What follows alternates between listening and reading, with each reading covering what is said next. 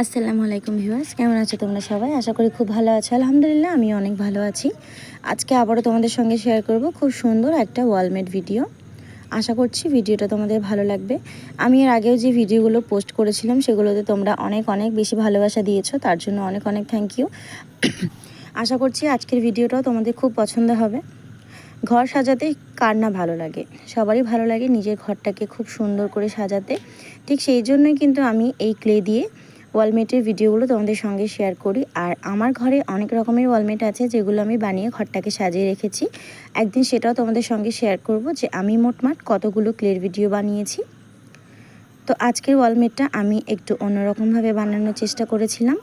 এর জন্য কিন্তু আমি প্রথমে এখানে 9টা ফুলের পাপড়ি বানিয়েছি। আর পাপড়িগুলো কিভাবে বানিয়েছি সেটা তোমরা দেখেই বুঝতে পারছো। ক্লে দিয়ে ফুল বানানোর ভিডিও দেখেনি এমন মানুষ কিন্তু খুব কমই আছে। যাই হোক, আমি এখানে 9টা পাপড়ি দিয়েছিলাম আর মাঝখানে এই হলুদ কালারের ক্লেটা দিয়ে একটা ফুল রেডি করে নিলাম।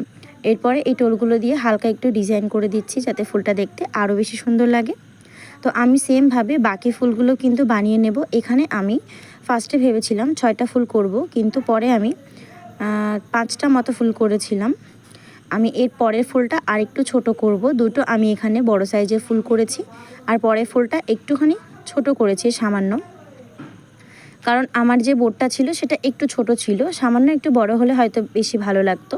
আমি প্রথমে এখানে বড় ফুলটা দিয়েছি আর নিচের দিকে ছোট ফুলটা লাগিয়েছি। তারপরে আমি সাইডে আরও একটা ছোট ফুল দিয়ে মাঝখানে আরেকটা বড় ফুল দিয়ে দিয়েছি। আমি এখানে মোট 4টে ফুল বানিয়েছিলাম। আর এই ফুলগুলো লাগানো হয়ে যাওয়ার পরে আমি এখানে আরেকটা জিনিস বানিয়ে নেব, যেটা হচ্ছে আমরা বিভিন্ন রকমের ফুলের তোড়া দেখে থাকি যেগুলো কিন্তু খুব সুন্দর করে গিফট প্যাক হিসাবে ব্যবহার করা হয়। আর সেগুলোতে কিন্তু এরকম ফিতে দিয়ে খুব সুন্দর করে বাঁধা থাকে। তো আমি ক্লে দিয়ে ওই রকম একটা ফিতে ডিজাইন বানিয়েছি, যার জন্য এরকমভাবে ক্লেটাকে কেটে নিয়েছি। আর এই যে দুটো মাথা অ্যাডজাস্ট করে দিয়ে এভাবে জয়েন করে নিলাম।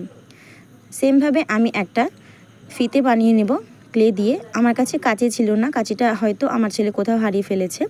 যাই হোক, তোমাদের কাছে কাঁচি থাকলে ফিতে নিচের দিকটা একটু কেটে নিবে, তাহলে কিন্তু ত্রিকোণা টাইপের যে শেপটা আসবে সেটা দেখতে আরও বেশি সুন্দর লাগবে। আমি এখানে ডালপালা বানিয়ে নেওয়ার পরে এই ফিতেটা লাগিয়ে দিয়েছি। তারপরে লম্বা লম্বা একটু মোটা করে কয়েকটা পাতা বানিয়ে নিয়েছি। আর পাতা বানানো কিন্তু খুবই সহজ, সেটা তোমরা সবাই জানো।